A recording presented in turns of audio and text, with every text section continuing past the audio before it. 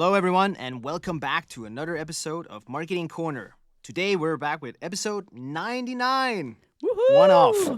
We're Yes. getting there. We're almost So we're there. recording this episode in space. Yeah. If you can't see Jen, she's messing around with avatars. She is by far the oldest of the two podcasters in this room. So But she acts the youngest, and that's what matters, She acts- Casper. yeah, true. So How have you been? catch the recording. I'm good. I have this nice setting, right? Like I don't have to use an astronaut costume. I can kind of use this, right? It's a little bit Wow. dope. Wow. I went there. I'm are sorry. are you throwing shade at me? Yeah. Listeners, you heard it here first, where it all started to fall apart. Yeah. No, I'm So good. But today we're gonna go ahead. Sorry. I was just gonna say we're remote because of me. It's all my fault. Yes. Yeah. Yeah, you're a So busy woman. You can tell That's everyone. okay. Yeah, it's fine. Speaking of why, that's what we're gonna talk about today. Boom. That was a really That was good smooth. intro. That was smooth. That was yeah. real smooth. So I like that. I don't know about the rest of you folks, but there's a big book by a guy called Simon Sinek that's called Start With Why, and it was like the thing everyone talked about a few years ago, for a lot of years. A big TED talk that spiraled into a book, or maybe the book came first. I think the book came first. Mm-hmm. Anyways, and I think before we jumped on the pod, I kind of asked Jen a question. Maybe we should call it, do we still start with why? So with that said, I know you have an experience recently where you talked about it, and I think, so I'll kick it over to you to get us started. But today we're going to talk about a little bit, but do we still start with why, essentially? Yep. Yeah, cool. Thank you for that setup. So basically, I was invited to speak at a sales event, which was really exciting because it's not often that marketing people get asked to speak at a sales event. And I was trying to think of, it was to kick off this kind of sales conference where all these salespeople for ZeroNorth were coming in from all over the world. And I needed to kind of inspire them. And I was trying to think of how I can add some value to salespeople and what they're kind of doing day to day. And I think one of the things that we tend to lose when we're communicating, whether you're in marketing, whether you're in sales, wherever you might be, is kind of what is the purpose. I think connecting with people and treating people like human beings kind of gets lost in the rush and need to hitting targets kind of panic that a lot of us have. So I started there with finding our purpose and finding our why. And I think it definitely struck a chord with a lot of people and kind of treating people like people and not treating them like prospects and things like that. So I wanted to talk a little bit about it on the pod. That's where it came from. And here we are. There we are. So that's the why, folks. That's the why. That's why That's our why. No, but I read the book, Simon Sinek's book, and I've been a huge fan for a majority of years. And then at some point, I think I had a little bit of a downer. I didn't really feel it was matching, and I feel like I'm kind of slowly getting back on track with it, to be completely honest. Okay. I'm happy to hear that. But yeah, no, but like it's never gone away. But I think there was some things that are like, just a heads up. Like I think it's one of those. I don't know about you. Are you aware? Like you probably are aware. But like most American books are paid by the word, right? Have you ever heard of that? So they're paid for. They're paid like, so if you're 400 words and you're 500 words, you get paid more. Like it's literally like that. It's stupid. So a lot of American books have a lot of fluff. So I see. And the Start With Why has a lot of fluff. Yeah, like, I was gonna say. I think after the first chapter, you get it. Yes, Yeah, that's my I felt point. the same way. Exactly. Yeah. The point is excellent. The point is great, but it didn't like it was. I can't remember. It was like 250 pages. Like the first 50, we're done. Like, so you actually have it with you. That's kind of cool. I have it somewhere. Anyway, carry on. I'm listening. I'm here. All right, it's all good. But so I just want to say, like, I think that's maybe my first critique point. It was a little bit fluffy, a little bit like classic American fluffy, the actual book back in the day. But fundamentally, like, this is an important lesson. Now, maybe it's better you do this, but I can also. But I was thinking, how do you approach it? And maybe we should start by explaining what it means to start with why. Yeah. Yeah, so I think for me, starting with why, and the thing that I find very impactful is it kind of, the basis that Simon brings up is people don't buy what you do, they buy why you do it. And I think that's really powerful. And I think that's the thing that resonates the most with me. People don't buy what you do, they buy why you do it. Especially in a B2B, they're not looking to buy a product, they're looking for an advisor. They're looking for someone to help them through a transition, whether it's you're changing software, whether you're moving everything over to a new platform, whatever you might be doing. And when you dive into the specifics of what the platform can do, it almost feels like you're overwhelming them with information. And I like this idea of like, take a step back, tell them why you're doing it. Like, tell them why this platform exists and try to connect emotionally with what they're trying to achieve before you start diving into the specifics. So maybe when I say start with the why, it's because I kind of add it with people don't buy what you do, they buy why you do it. Yeah, exactly. Thoughts? Right?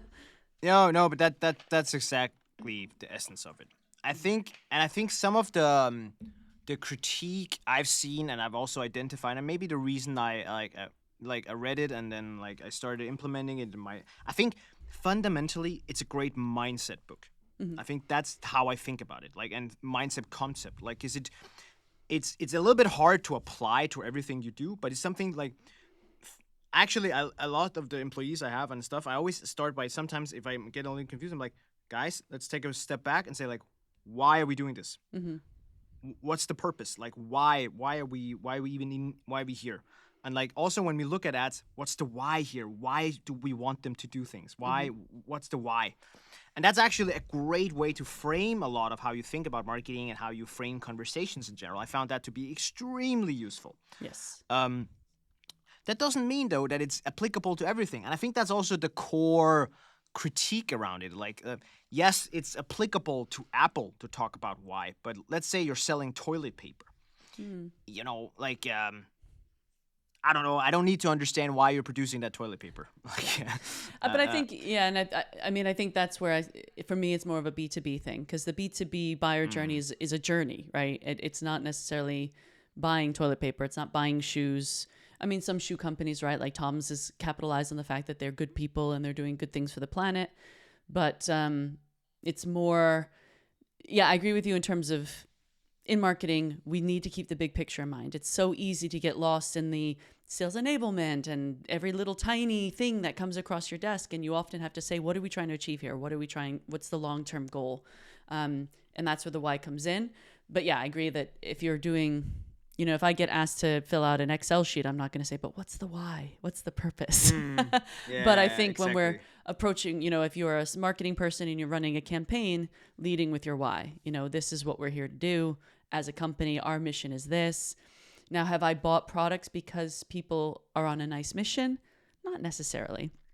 And I think that's also part of the critique is that, like, if you think about it, like, there are, like, and I think that's why I'm coming back to it. It's like a mindset thing more than a practical, like, can you use it in your communication? Definitely can, but, like, I'm not buying all of it. Like, and it's literally not buying, right, stuff. Yeah. Because of it. Some stuff. So I think it applies more to, it applies more to leadership, branding, marketing, but applies less to industries where you're focusing on like stuff, execution, efficiency, technical expertise, right? Like if I need to have something fixed, it's not like, hey, come fix my toilet. Like, I don't need to know your fucking why. I just need to know you're the good, like you can fix my fucking toilet. Right. But yeah, I guess, but if you're needing efficiencies in your business, there is a why there, right? Like we help make your things more efficient so you can focus on what matters. You know, that's the kind of why. So again, I think it's more, if you're thinking but what services, at least Simon said, right, was that it was very emotionally based, right? Yes. It was an emotionally driven why. And I'm just thinking there's a lot of things where it's not as emotional. And I think that's also like part of the critique I found. That doesn't mean like I'm totally buying into all of it, but it's just it's not perfect. But it's from 2009. I actually just looked it up, right? So you know that's fair enough. Things change. But I think I might challenge you on this one a little bit because if you know, because he also talks about how we communicate and how it activates different parts of our brain, and that's where the neuroscience comes in. And when you start with an emotional question of why, or an emotional your emotional why. We're doing this because we care about the environment. We're doing this because we want you to have more time to do what matters. You know, when we establish that connection, it activates the limbic brain. And that's our sort of lizard brain, primitive brain. And that's the part of the brain that doesn't have a capacity for language. It just operates on gut and trust. And so when you establish like an emotional connection with people, okay, maybe not if they're coming to fix your toilet, but maybe there is an emotional connection. Like, we're going to be there fast because we know that it's really uncomfortable for you to be without a toilet.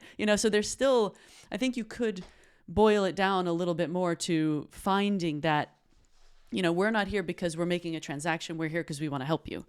And if you think of like our primitive brains back in the day where, we were going to get eaten by saber-toothed tigers, we needed to trust people. We needed to rely on our instincts and gut. And I think it's an interesting way to tap into, start with the why, establish that emotional connection.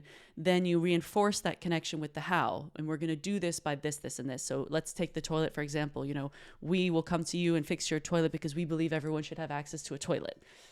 How we do this is that we will answer your call as quickly as possible, and we guarantee that we're going to be there within 30 minutes.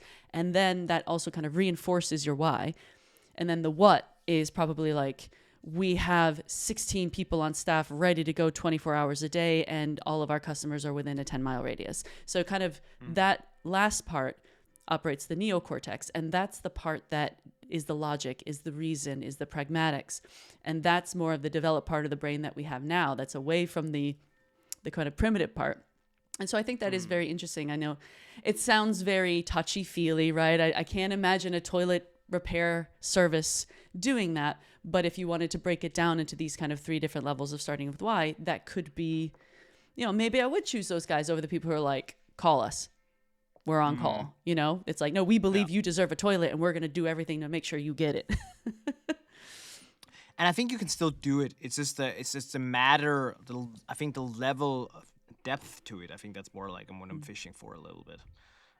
Because I get it in other cases, but in some, with the toilet example, it's less obvious for me, at least. Let's put it that way. Yeah. And I think, as a consumer, if I had 2 products that were the same, they each solved the problem, they were the same price, and one of them had a mission to do things in an ethical and sustainable way, then I'll choose the ethical and sustainable one. But if the ethical and sustainable one that really touched me emotionally was twice the price of the thing that can also solve it, then I probably will go price-based, right? Even though I'm more invested in doing good things for the planet, but if I can't afford it, that's also going to be my why, is making sure I can, sustain myself. Yeah. Yeah. I'm having such a hard time abstracting from the astronaut costume. It's like insane. Like you're literally wobbling around on the screen while you're talking about the why. I'm like, and I'm talking about your lizard brain. Oh God. Casper, this is like it's a fever dream. Okay, let me turn it off. I'll turn it off. Nah, it's fine. I can manage. It's just for the listeners, if you feel like I'm not paying attention, there's a reason. I really hope Timmy puts that part in the LinkedIn snippet of me floating around I'm talking up for about it. lizard brains and repairing toilets. Exactly, right? Exactly. All right. Is this a little bit better? My futuristic... It's definitely more manageable. Let's put it that way. Okay. So I'm curious here. What did you when you talked at the event you went to the other day? What did you try to tell? Like, did you explain the whole concept around it, or how did you go about it? Well, basically, I was trying to explain to them. So we started off the talk with the importance of working as a team, right? I'm coming in as a marketing person, talking to salespeople. There's also CX. The importance of all working together, breaking down silos, and before. We can do that. We need to understand why we're here. What are we trying to achieve? So ZeroNorth, they're all about changing the maritime industry to be more sustainable, decarbonization. So it's good for the planet. So they have that kind of ethical, sustainable core to what they're trying to do. And that's something that I think they could really lead with when they're talking to prospects, because that's the type of stuff that if someone's talking to you and you're a sustainability product, chances are they have sustainability in their hearts too. And that's a value that you want to align on. So if you and I were both aligned on this thing that we really believe in, then all of a sudden I'm not selling you a product. We're on a mission. We're on a mission together to make this thing happen. And suddenly you're connected to me, I'm connected to you, and you're going to enroll other people to come on this mission with you, right? Because you're not just buying a product, you're part of this movement. And I think that can be very, very powerful. And a lot of the feedback I got from the people there was that, sure, maybe they're not going to do exactly that in every conversation, but it also, that thought process of people are human beings. And if you call someone up and you're like, I'm calling from this company and we offer a platform that does this and this and this, okay. But if it's like, hey, I believe in this and I think you believe in this and together we can achieve that, that's a little bit more compelling. And then we talked about different communication styles, kind of like I mentioned with that's how I knew the different parts of the brain so well, because I talked about it literally yesterday, but how it kind of activates, because when we make decisions, we make them emotionally and then we rationalize them pragmatically. And a lot of times when we try to sell something, whether it's from marketing, whether it's from sales, we dive into the features, we dive into the price, we dive into the specs. But actually, maybe we should try talking about our why and why we exist and what we're trying to achieve. And hey, do you want to achieve that too? Then come with us. Let's go. All right. That makes a lot of sense. So question, and maybe it's hard to answer, so I'm just firing shots over here. I get to fire shots all day. Love it. Go. No, but what I'm thinking is, how have you found it? How have you found that you could translate it into something tangible on a day-to-day basis? How have you done that, or are you doing that? Well, this is something I'm working on now. Obviously, I'm in a new position where I'm advising companies more than I'm actually doing it in-house.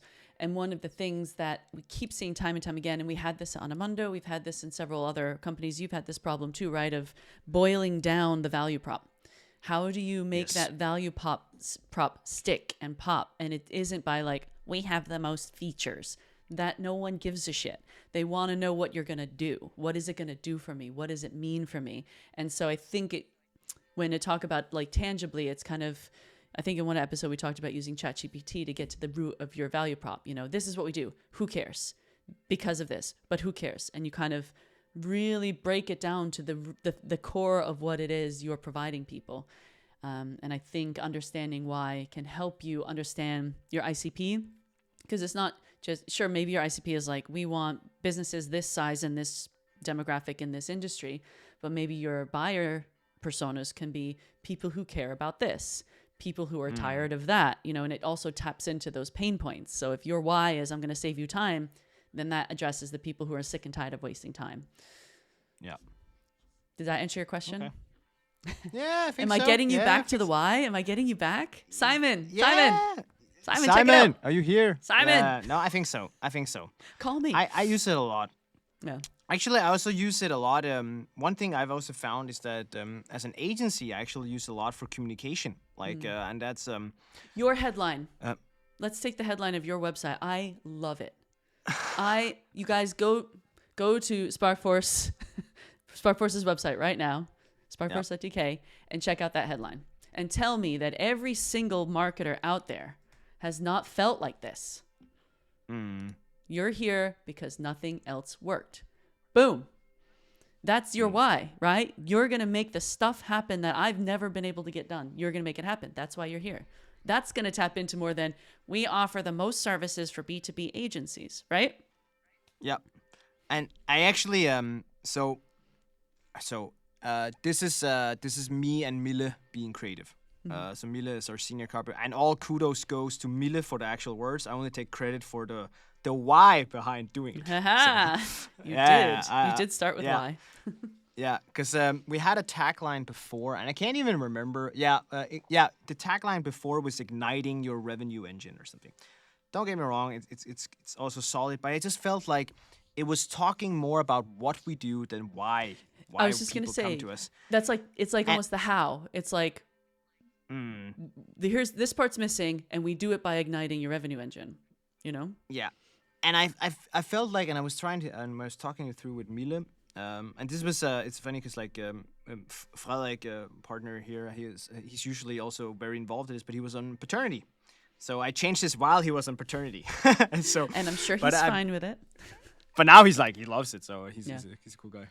But I've been flagging it for a while, and then like, I think I had a conversation at some point. I think it was actually Stefan from Dream Data who I met, and he said I liked your old tagline better. Before, not for this new one, but when we had the old one. Yeah. And then we had the original tagline was more about the channel agnostic B2B agency or something. And he's like, I like it because it's like channel agnostic is pretty cool and stuff. Like, okay. So I started thinking about it. Like, then I had this igniting your revenue engine. I was like, yeah, it's not really. And then at some point I was like, why are people actually coming to us, right? Like, why are they actually here? And I had a chat with Mila, and I said, I think why they're coming to us is because we're the last option. Like, and don't get me wrong, I want to be the first option too, and that definitely also happens. But a lot of the cases, people come to us because they've tried all the cheap agencies, they tried all the shit, and it didn't work. And now they're like, okay, we're done. Like, we want to do this right. Like, and then I was like, okay, let's write that. Like, we don't need to. Our headline doesn't even need to explain what we do. They'll figure it out. Like, they don't come to us because they need to be explained why we're like. That's not what they're looking for. They're looking to come to to get confirmed that they're making the right choice. That's also why I added the last part. You're here because nothing else worked. Good choice.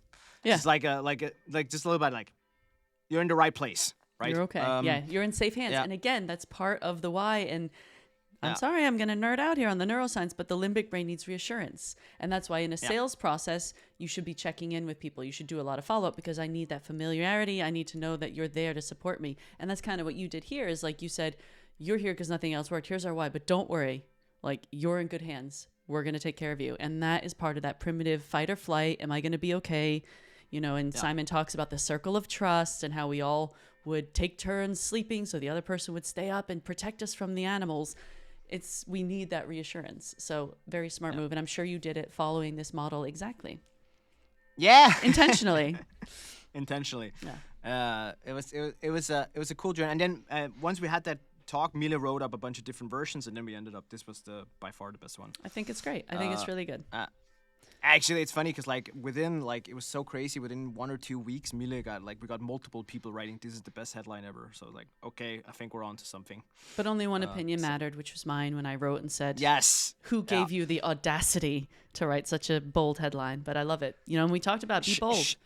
Be bold. Super. Yeah, that's also it's actually funny because some of the we had some internal talks about it, right? And actually, some of the people internally on the team are like, "But what about the people who haven't tried stuff before? Like, aren't we going to scare those away?" I was like, "Nah, I'm not. I don't. That's first of all, the ones who haven't tried before are not a perfect ICP, so that's step one. So that's okay. So it's a and self-qualifier. The second part is almost. It's actually a small. It's not a huge one, but a small self-qualifier. And then the second part is like, I don't think it does. Like, I don't think it, no one's going to be scared away because they're like, I don't think they'd be like, I haven't tried everything yet. Let me go try everything and then I'll come back. Exactly. Right. Yeah. Then I've had a few sales calls where they brought it up, and then I was like, okay, that's working. That's the one. We keep this one. Yeah. So yeah, that and thanks for bringing it up. It is well, actually, I am quite proud of that one. You should be. Right. It's really good. But it's also a perfect example of having full control, right? What that means, right? Because have you ever been in a company where you could 100% control the headline of the website? No. I have been, let's be bold, especially, no offense, but in sort of Scandinavian environments, you guys don't you have that whole jantelown, we're not special, you're not supposed to stand out. And so when we did one where it was like, we do it better, we do it better, we do it different, we're honestly, or something like that. That was a headline I came up with, and I was like, and they were like, no, this is too braggy. We don't want to come off as braggy. And I'm like, ugh. So I would say actually more often than not, I've had to water down headlines and I've had to water down claims because I think they're really great, but then the powers that be get a little bit like, ooh. And I think also we talked a little bit about it in a previous episode, but I think in Sweden, if you say we're the best at blah, someone can sue you and you have to prove with evidence that you're the best. So there's that inclination to play it safe, I think, in different cultures. Yeah. And totally. And trust me, and while Danes are definitely like that, we're not even the worst. There are definitely try changing a German headline. Yeah, good luck with that. We love all of you guys equally, Europeans. It's just sometimes it's kind of hard to be a flashy American. No, but also because I think fundamentally, just stepping a little bit out of this maybe, but in headlines in general, you are projecting something. You're not saying, "Oh God, Jen, fucking stop this shit." I'm sorry. Now Jen got a mustache. I've got a mustache and glasses. glasses. I'm like, oh God. I feel like I'm in disguise. But what I'm trying to say is just headlines. First of all, they matter less than you think. I just want to point that out. That's really important. But also, secondly, I think you're not trying to explain your entire product in a headline. Yeah. Please, that's not what we're trying to do. You don't have to explain your product or your service. That is not the point. You have to inspire. You have to. It has to be visionary. And no offense to Germans, but they can be a little bit. It has to be precise, right? Like, this is what we do. Yes, but what about all that I other just stuff, did a right? German accent. I know. know, We just I lost did. all the German listeners. Oh, I'm God. sorry. I'm sorry. They can take it. They're lovely people. They But I think that's my point. It's just like headlines and things in general, like start with the why. Like why is this interesting to me? Why are we here, right? Like why should we even talk? I think that's a good place to start. Yeah, and I think maybe, I don't know if it's time to wrap this up, but to summarize kind of what we're saying, because we did a roundabout way, but I think it's important people see examples, right? But I think when you say start with your why, just remember people don't buy what you do, they buy why you do it. And this is for marketing people and salespeople. This is for anyone who's trying to attract attention. So you start with your why, you connect that part of the brain that's attracted to emotions, you're bringing people on a journey with you, the people who share your why.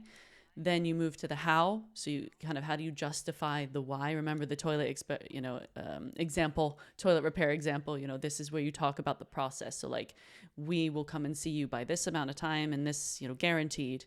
And then you go into the what, and this is going to trigger the neocortex, which is the kind of nerdy, let's talk details, let's talk price, let's talk features. But by the time they're involved, you're already emotionally invested. And the way people make decisions is they make the decision emotionally and then they justify that decision rationally. So making sure that you kind of do this, it's almost like a funnel, right? It's kind of this why do we exist? How do we make sure we provide that to you? And then here's the what, here's the nuts and bolts.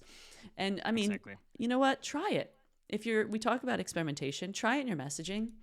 What's the worst that can happen? Give it a shot and let us know how it works in your pitches or in your ads or in your copy, whatever you use. Yeah, go for it. Start with why, people. Start with why. Come on, Simon, call us. We'd love you on the pod. Yeah, call us. We'd love you on the pod, Simon. We'd love you on Shout the pod, out. Simon. All right. All right. We'll see you on Thanks the for next listening, episode. guys. Episode 100. Yes, coming up. up. Bye. Woo! Bye.